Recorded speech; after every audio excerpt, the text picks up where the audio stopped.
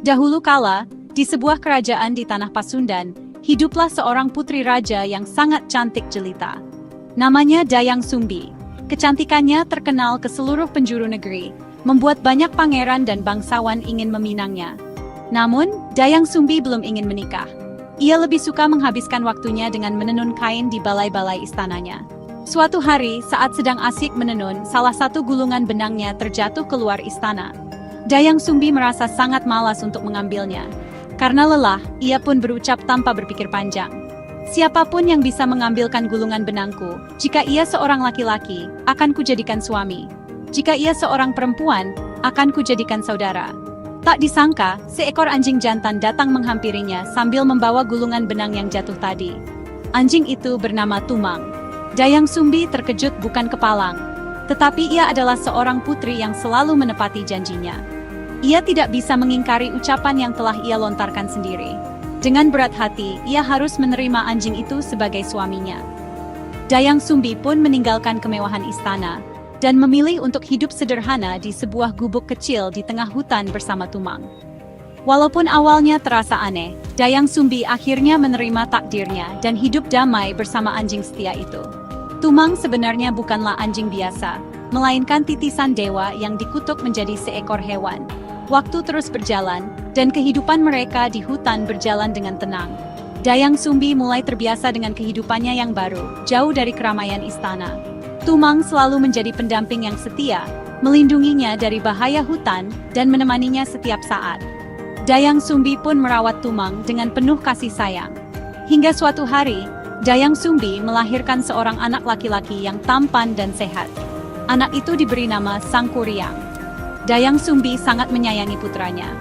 Ia membesarkan Sangkuriang dengan penuh cinta dan perhatian, mengajarkannya banyak hal tentang kehidupan di hutan. Ia tidak pernah memberitahu Sangkuriang siapa ayah kandungnya yang sebenarnya. Sangkuriang tumbuh menjadi anak yang cerdas, kuat, dan lincah. Ia tidak tahu bahwa anjing yang selalu menemaninya setiap hari, si Tumang, adalah ayahnya sendiri. Bagi Sangkuriang, Tumang adalah sahabat terbaiknya. Mereka selalu bersama, bermain di sekitar gubuk, menjelajahi hutan, dan belajar banyak hal baru. Dayang Sumbi melihat kedekatan mereka dengan perasaan campur aduk. Di satu sisi, ia senang melihat putranya memiliki teman setia. Namun di sisi lain, ia menyimpan sebuah rahasia besar, yang suatu saat bisa membawa petaka bagi keluarga kecil mereka. Ia berharap rahasia itu akan selamanya terkubur dalam-dalam di hatinya. Seiring berjalannya waktu, Sangkuriang tumbuh menjadi seorang pemuda yang gagah. Salah satu kegemaran terbesarnya adalah berburu di dalam hutan lebat yang mengelilingi rumah mereka. Setiap kali pergi berburu, ia tidak pernah sendirian. Anjing setianya, Tumang, selalu berlari di sisinya. Tumang adalah anjing pemburu yang sangat hebat. Dengan penciumannya yang tajam dan larinya yang cepat, ia selalu bisa menemukan hewan buruan untuk Sangkuriang. Mereka adalah tim yang tidak terkalahkan. Sangkuriang sangat bangga memiliki teman berburu sehebat Tumang.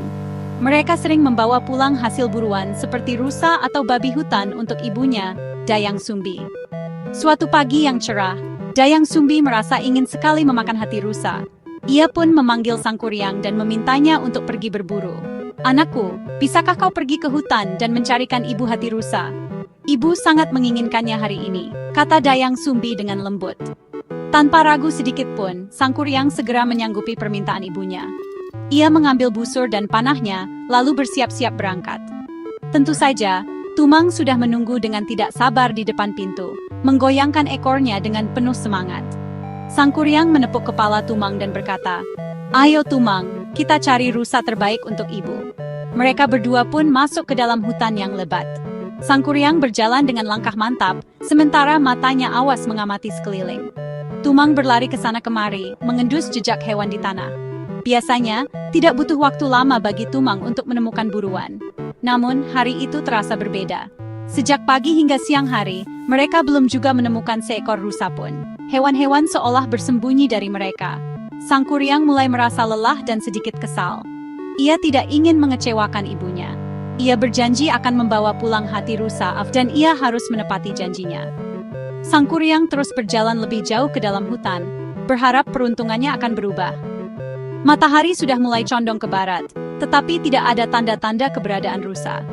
Rasa lelah dan putus asa mulai menyelimuti dirinya. Ia melihat Tumang yang tampak santai dan tidak segesit biasanya. Dalam benaknya, Sang Kuryang mulai menyalahkan Tumang atas kegagalan mereka hari itu.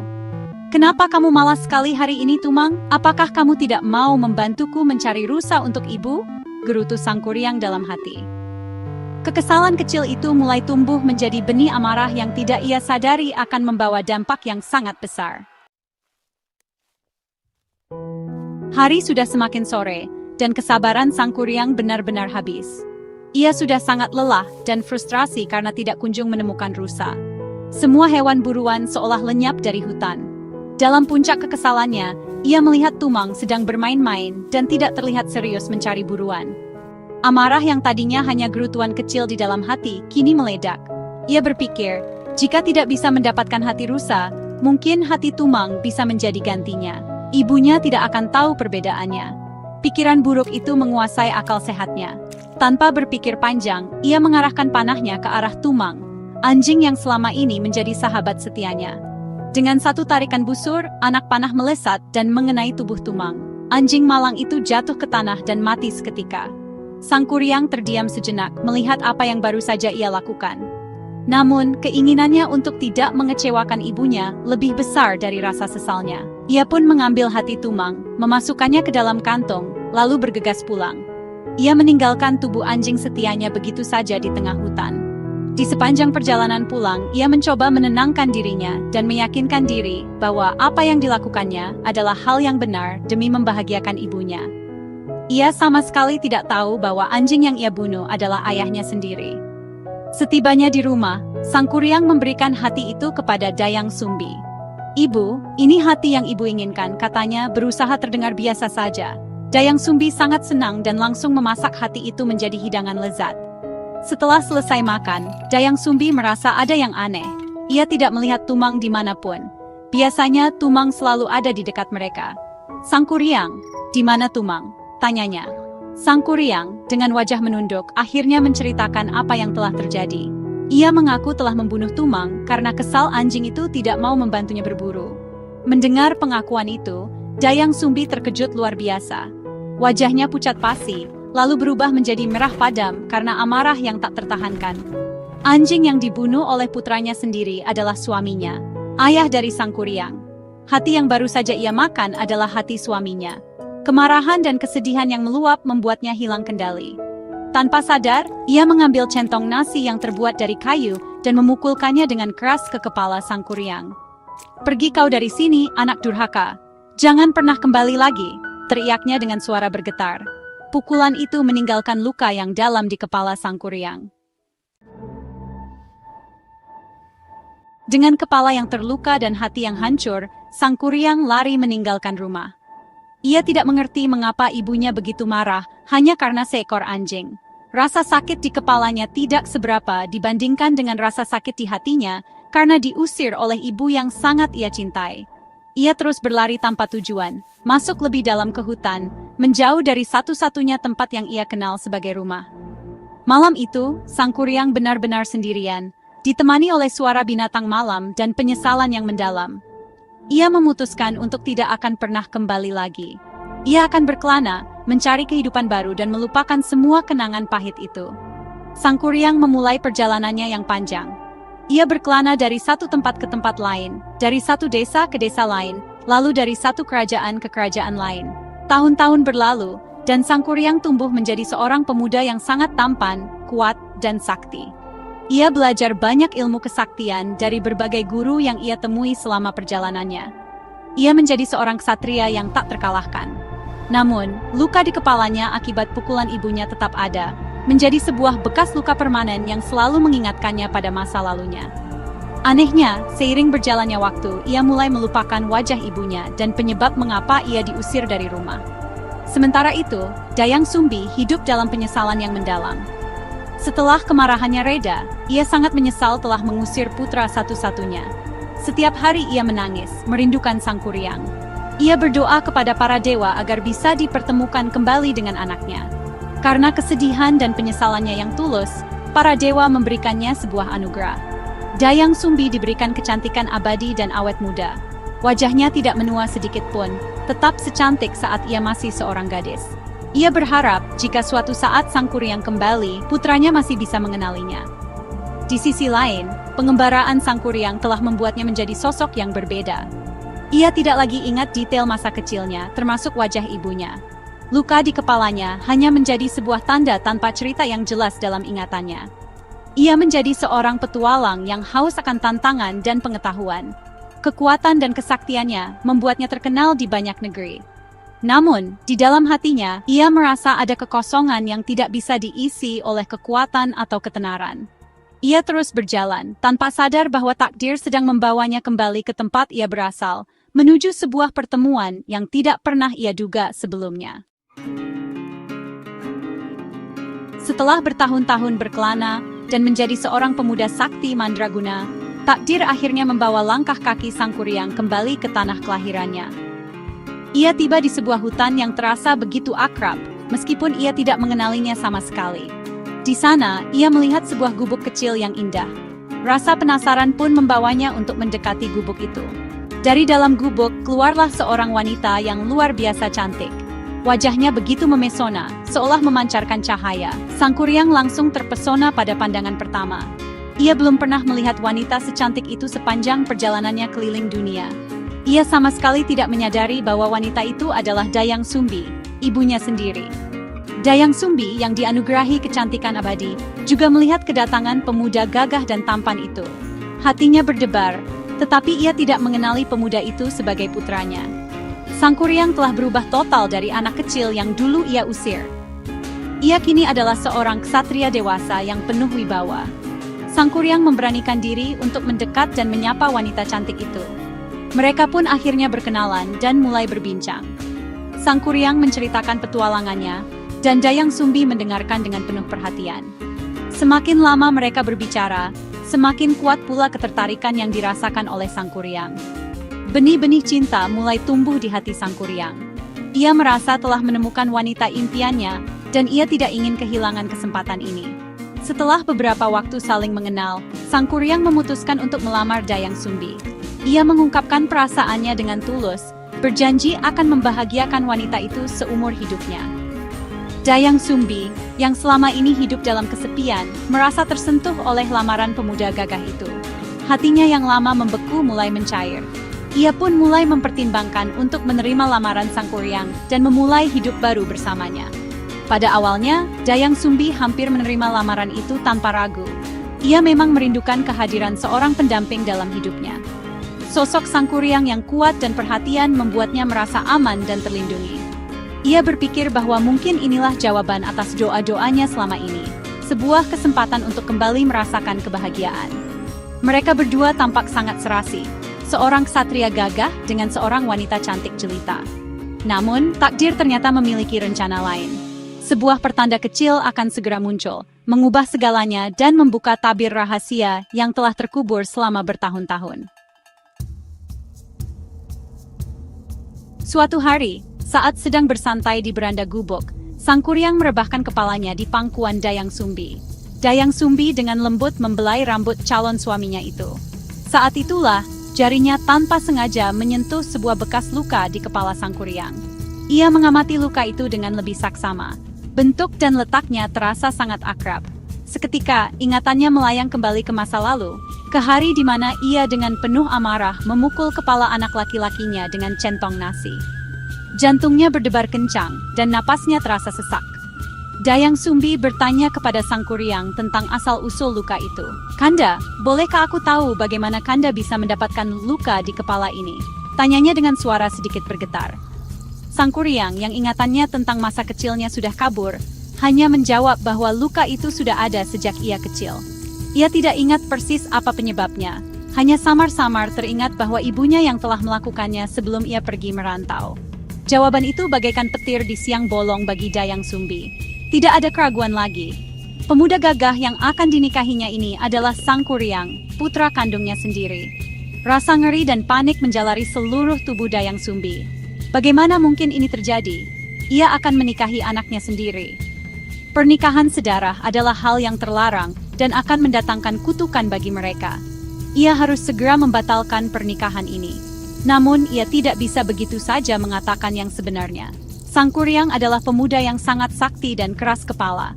Jika ia menolak lamarannya begitu saja, Sang Kuryang pasti akan marah besar dan mungkin akan melakukan hal-hal yang tidak diinginkan.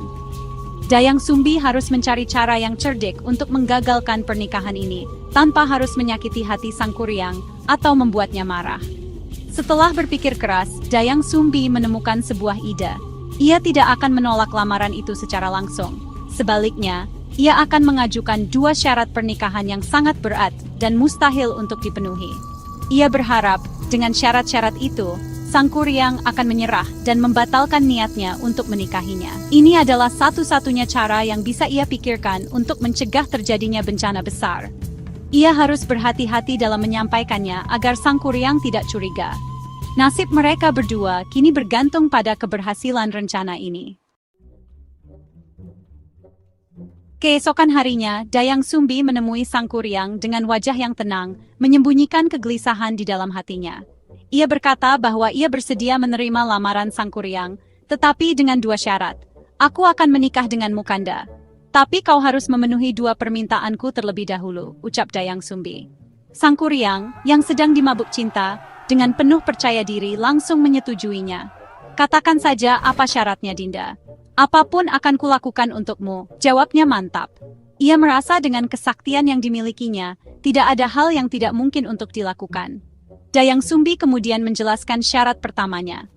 Pertama, kau harus membendung aliran sungai Citarum dan mengubahnya menjadi sebuah danau yang sangat luas. Syarat ini sudah sangat berat, karena sungai Citarum adalah sungai yang besar dan deras. Membendungnya dalam waktu singkat adalah pekerjaan yang luar biasa sulit. Namun, sebelum Sang Kuryang sempat berpikir, Dayang Sumbi melanjutkan ke syarat kedua yang lebih mustahil lagi. Kedua, di tengah danau itu, kau harus membuatkanku sebuah perahu yang sangat besar.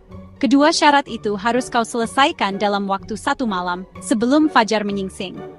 Mendengar syarat itu, Sang Kuryang sempat terdiam sejenak. Membendung sungai dan membuat perahu besar dalam 1 malam adalah pekerjaan yang tidak mungkin dilakukan oleh manusia biasa. Namun, ia bukanlah manusia biasa. Ia adalah seorang ksatria sakti yang memiliki banyak ilmu gaib. Rasa cintanya pada Dayang Sumbi dan harga dirinya sebagai seorang ksatria membuatnya menerima tantangan itu tanpa ragu. Baik, Dinda. Aku akan memenuhi kedua syaratmu. Sebelum ayam jantan berkokok, danau dan perahu besar akan siap untukmu. Janjinya dengan penuh keyakinan. Malam itu juga, ia segera memulai pekerjaannya. Sang Kuryang tidak bekerja sendirian. Dengan kesaktiannya, ia memanggil bala bantuan dari makhluk-makhluk gaib, seperti para jin dan guryang. Ribuan makhluk halus itu datang membantunya. Sebagian dari mereka mulai menebang pohon-pohon besar di hutan untuk dijadikan bendungan. Sebagian lagi mulai bekerja keras membangun perahu raksasa dari sebatang pohon besar. Dalam sekejap, hutan menjadi ramai dengan suara pohon tumbang dan alat-alat kerja. Sungai Citarum yang deras pun perlahan mulai terbendung. Airnya mulai menggenang, membentuk sebuah danau yang luas, persis seperti yang diminta oleh Dayang Sumbi. Dari kejauhan, Dayang Sumbi mengamati pekerjaan Sang Kuryang dengan hati yang cemas. Ia tidak menyangka bahwa Sang Kuryang akan mampu mengerjakan tugas mustahil itu. Malam belum terlalu larut, tetapi bendungan sudah hampir selesai, dan danau pun mulai terbentuk. Perahu besar yang diminta juga sudah hampir rampung. Dayang Sumbi menjadi sangat panik. Jika Sang Kuryang berhasil, maka pernikahan terlarang itu akan benar-benar terjadi. Ia harus melakukan sesuatu untuk menggagalkannya. Ia tidak boleh membiarkan fajar datang secara alami, karena pekerjaan Sang Kuryang pasti akan selesai sebelum itu. Dengan pikiran yang kalut, Dayang Sumbi berlari ke tempat ia menenun. Ia mengambil kain sutra putih hasil tenunannya yang sangat panjang dan lebar. Ia lalu membentangkan kain sutra itu dan mengibaskannya berkali-kali ke arah timur. Ajaibnya, kibasan kain sutra itu menghasilkan cahaya kemerahan yang menyerupai cahaya fajar. Langit di ufuk timur pun mulai terlihat terang, seolah-olah matahari akan segera terbit. Tidak cukup sampai di situ, Dayang Sumbi juga menumbuk lesung, menciptakan suara riuh yang biasanya dilakukan oleh para wanita desa saat pagi tiba. Suara lesung yang riuh dan cahaya fajar palsu di timur membuat para ayam jantan di hutan terkecoh. Mereka mengira hari sudah pagi, lalu serentak berkokok bersaut-sahutan. Para makhluk gaib yang membantu Sang Kuryang pun terkejut. Mereka mengira fajar benar-benar telah tiba. Karena takut terbakar oleh sinar matahari, mereka semua lari tunggang langgang, bersembunyi kembali ke alam mereka. Mereka meninggalkan pekerjaan yang belum sepenuhnya selesai. Bendungan sudah jadi dan danau sudah terbentuk. Tetapi perahu besar itu masih kurang sedikit lagi untuk rampung. Sang Kuryang sangat terkejut dan marah. Ia merasa dicurangi. Fajar datang terlalu cepat, padahal ia yakin masih tengah malam. Ia melihat pekerjaannya yang hampir selesai kini terbengkalai. Ia tahu ia telah gagal memenuhi syarat yang diberikan Dayang Sumbi. Rasa cintanya yang besar kini berubah menjadi amarah yang membara. Ia merasa dipermainkan. Dengan tenaga sisa dan emosi yang meluap-luap, ia melampiaskan kekesalannya. Ia menendang bendungan yang telah ia buat dengan susah payah. Air danau pun surut kembali, dan sungai Citarum kembali mengalir seperti sedia kala. Kemarahan Sang Kuryang belum berhenti sampai di situ. Setelah menjebol bendungan, ia melampiaskan amarahnya pada perahu besar yang hampir jadi itu. Perahu itu adalah simbol kegagalannya. Dengan kekuatannya yang luar biasa, ia menendang perahu raksasa itu sekuat tenaga. Perahu itu melayang tinggi ke udara, lalu jatuh terbalik di tengah dataran. Dalam sekejap, perahu besar yang terbalik itu berubah menjadi sebuah gunung. Gunung itulah yang hingga kini dikenal oleh masyarakat Jawa Barat dengan nama Gunung Tangkuban Perahu, yang dalam bahasa Sunda berarti perahu yang terbalik. Bentuk puncaknya yang datar dan cekung di tengah memang menyerupai sebuah perahu yang terbalik. Tunggul-tunggul pohon sisa pembuatan perahu itu pun berubah menjadi sebuah gunung di sebelahnya, yang kini dikenal sebagai Gunung Bukit Tunggul. Ranting-ranting pohon yang berserakan juga membentuk gunung lain, yaitu Gunung Buranggrang. Sementara danau yang sempat terbentuk itu, kini menjadi sebuah dataran tinggi yang luas dan subur, yang kita kenal sebagai Dataran Tinggi Bandung. Sang Kuryang, setelah melampiaskan amarahnya, pergi meninggalkan tempat itu, melanjutkan pengembaraannya dengan hati yang penuh kekecewaan. Dari cerita legenda Sang Kuryang ini, kita bisa memetik banyak pelajaran berharga. Pertama adalah pentingnya kejujuran. Dayang Sumbi menyimpan rahasia tentang Tumang yang akhirnya menjadi awal dari semua masalah. Andai kata ia jujur sejak awal, mungkin tragedi ini tidak akan terjadi. Kejujuran, meskipun terkadang pahit, adalah fondasi terbaik dalam sebuah keluarga. Kedua, cerita ini mengajarkan kita tentang pentingnya mengendalikan amarah. Kemarahan sesaat Sang Kuryang membuatnya membunuh Tumang, dan kemarahan Dayang Sumbi membuatnya mengusir anaknya sendiri. Amarah hanya akan membawa penyesalan di kemudian hari. Terakhir, legenda ini juga memberi kita pelajaran tentang cara menghukum anak dengan bijaksana. Hukuman yang diberikan Dayang Sumbi karena amarah yang meluap, yaitu pukulan di kepala dan pengusiran, justru menciptakan luka fisik dan batin yang mendalam pada Sang Kuryang. Hukuman seharusnya bersifat mendidik, bukan melukai.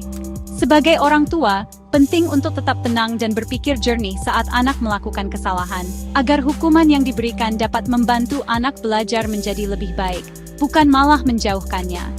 Legenda Tangkuban Perahu akan selalu menjadi pengingat abadi tentang akibat dari amarah yang tak terkendali, dan rahasia yang tak terungkap.